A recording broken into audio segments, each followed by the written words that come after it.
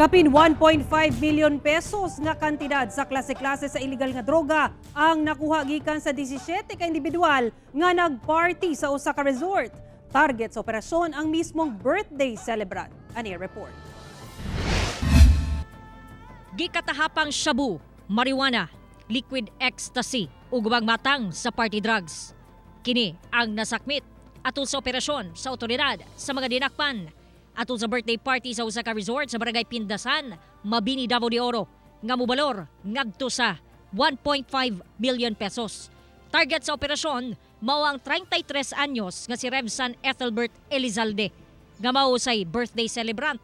Kinsa napalitan matud pa og usa ka pakete sa giingong party drugs ug marijuana sa PDEA agent nga nagpakaron ingnong buyer. We're just there to have a party, to celebrate a birthday party. And then we didn't know what really happened. Kasi nito, like, why we were being back like that. Narakpan sa mga kaubanan niini nga naaktuhang nagpahigayon og drug session. Dunay registered nurse, negosyante ug accountant.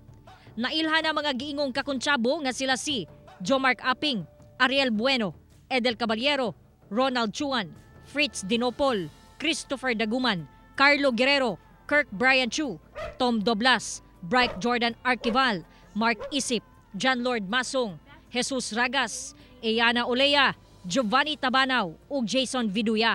Giswayan og kuha ang ilahang pahayag apan wala na sila nagpa-interview.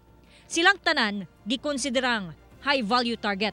Sumala sa otoridad nga dugay na nilang ginamonitor ang maong grupo. Na ako'y gipangatag na instruction sa among intelligence nga operatives mag-backtrack para ma-okay na to asa jud gikan. Kaya ang pinakalas nga nakuha nga information is from Manila. So paunsa pag forwarding company? Forwarding company usual ang gigamit.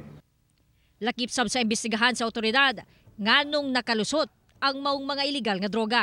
Misdeclaration actually, diha. Nay misdeclaration dayon kinakalusot man. Although gitutukan ni sa atong operatiba o sa PDEA mismo. Dugay nilang itutukan pag-ayo. Kasong paglapas sa Republic Act 9165 kon Comprehensive Dangerous Drugs Act ang atubangon sa mga dinakpan.